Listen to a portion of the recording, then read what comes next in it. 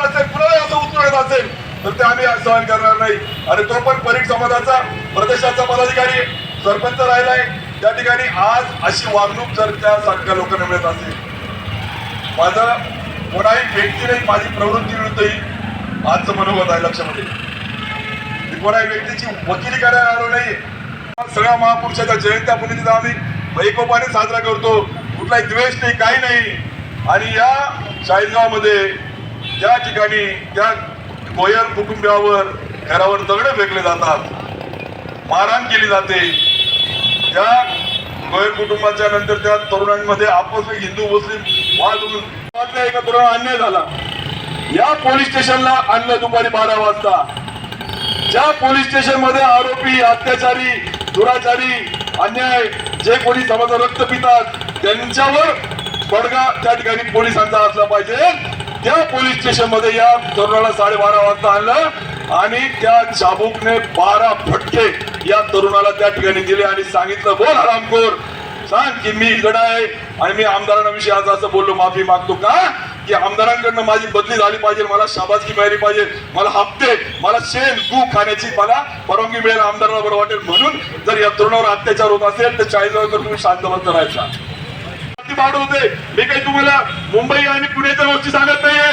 40 2 kilometre असलेल्या बिलाखेडच्या तरुणाची जरी कहाणी असेल आणि तुम्ही जर शांत बसला असाल तर राजकारण पण करू नका, कोणी समाजकारण पण करू नका. आणि काही काय तुम्हाला अधिकार नाही लोकांमध्ये जाण्याचा आणि त्या ठिकाणी राजकारण करायचं, समाजकारण करण्याचा. तर अशा पद्धतीने तरुणांना आणि त्याला रात्री 9 वाजेपर्यंत बसून ठेवलं, म्हणजे 12 ते रात्री 9.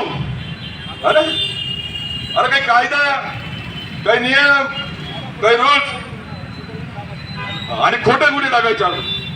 म्हणजे काय बिचारा तरुण जाऊ देवा, कोणकोटे तुम्ही घाबरून जाता. 90 अरे तुम्हाला 40 वाजता शांत ठेवायचं आहे का तुम्हाला? अरे कार्यवाही करा ना, तो चुकीचा असेल तो.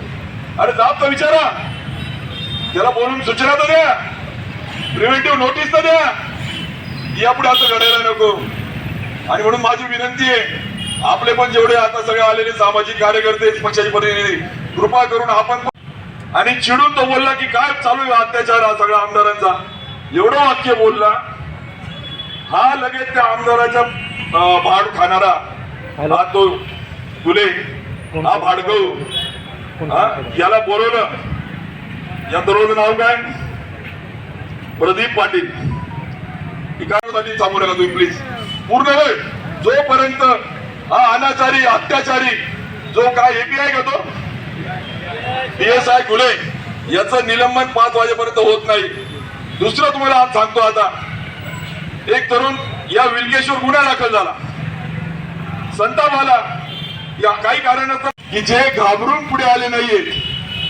मी फक्त आता 12 नावं काढले की ते स्वतःहून पुढे आलेले. वाल्मिक पाले, विलकेश पाटील, पाटील, ती सना, तिचे अर्ज, त्याचे उपरोक्त एव्हिडन्स आपल्याजवळ आहे. जर 40 मध्ये अशा पद्धतीने जर काम झालं तर, अरे काल मला आठवतं आमचा दिनेश पाटील साहेब, तुम्ही आणि श्रीकांत परदेशींनी मला लग्नाची पत्रिका दिली. काल कुठे दिली? कर्जई नाक्याला. अरे 5 वाजता मी ती पत्रिका घेऊन गाडीत बसतो, त्या कर्जई नाक्याच्या पान टपरीवर रवी चौधरी काय बोर्ड होते,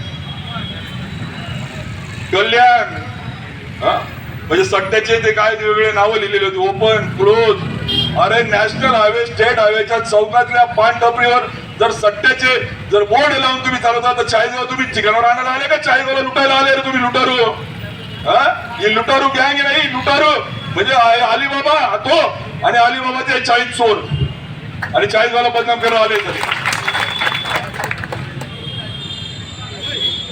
तरी गृह खातं फक्त एक माल आपण या ठिकाणी खरं तर संपूर्ण कार्यकर्त्यांना घेऊन पोलीस प्रशासनाविरोधात धरणे आंदोलनात बसले आहात, काय आपली प्रतिक्रिया?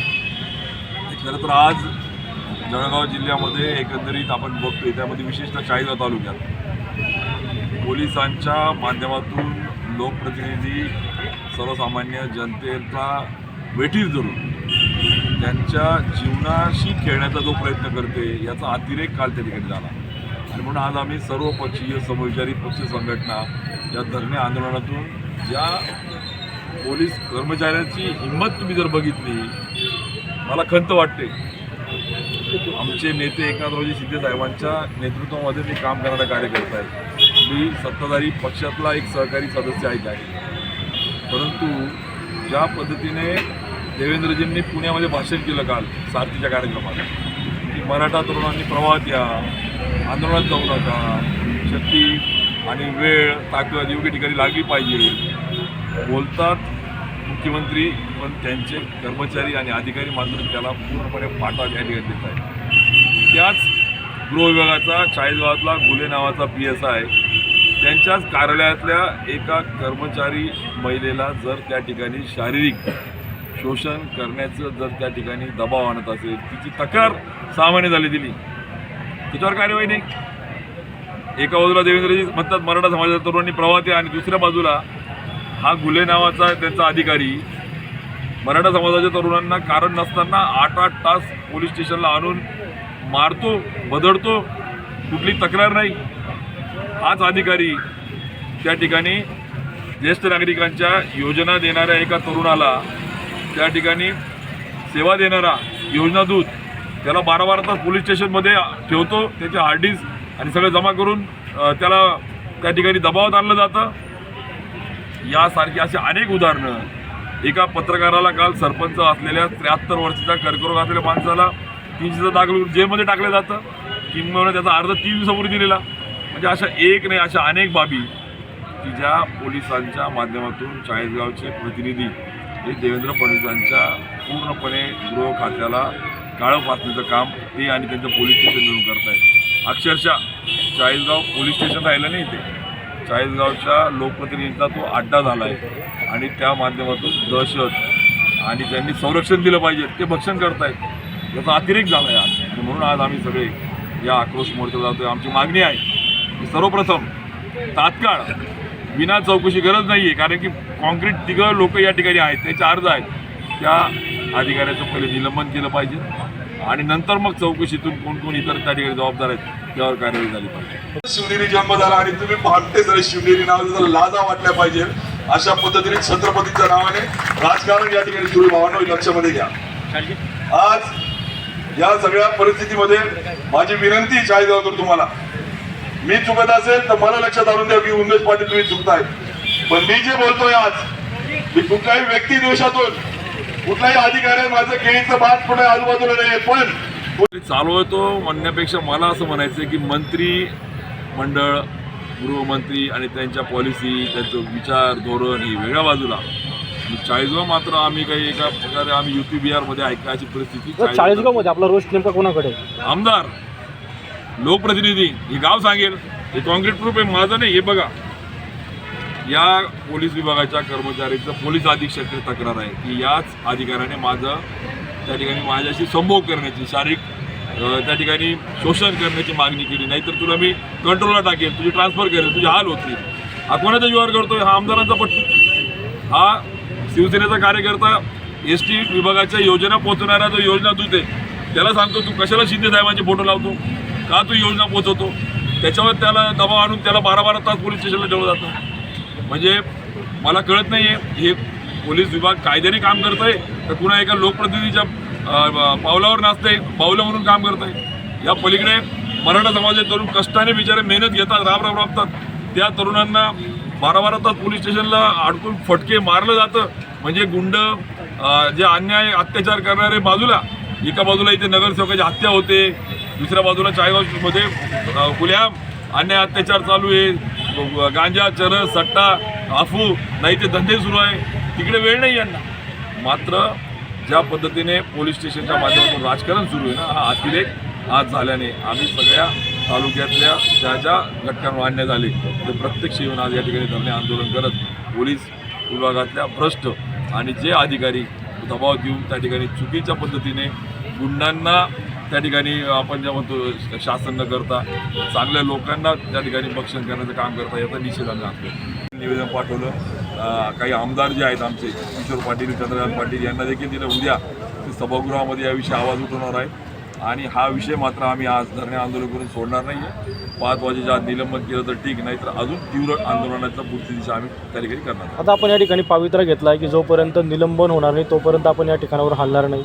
आज धरणे आंदोलन आम्ही जे सुरू केलं आहे त्याचं निलंबनाची मागणी आमची या ठिकाणी. आणि जर पोलीस प्रशासनाने जर इतकं करूनही पुन्हा गेंड्याच्या कातडीचं रूप त्यांनी घेतलं तर उद्या मात्र आंदोलनाचं स्वरूप आम्ही अजून बदलू आणि त्या ठिकाणी दिल्ली मुंबईला जाऊन विधान भवनामध्ये या ठिकाणी आमच्या आमदार जे आहे विचाराचे त्यांना सांगू याला वाचा फोडा, राज्यापुढे येऊया, कुठला कायदा आहे, कुठलं राज्य आहे, कोण याला सगळ्यांना पाठीशी घालतंय, कोण या विचाराला ताकद देत आहे आणि म्हणून या सगळ्या परिस्थितीचा अतिरेक झाल्यामुळे आज आम्हाला दुर्दैवाने खेद वाटतो आणि या आंदोलनाचं त्या ठिकाणी आम्हाला भाग व्हावं लागतं.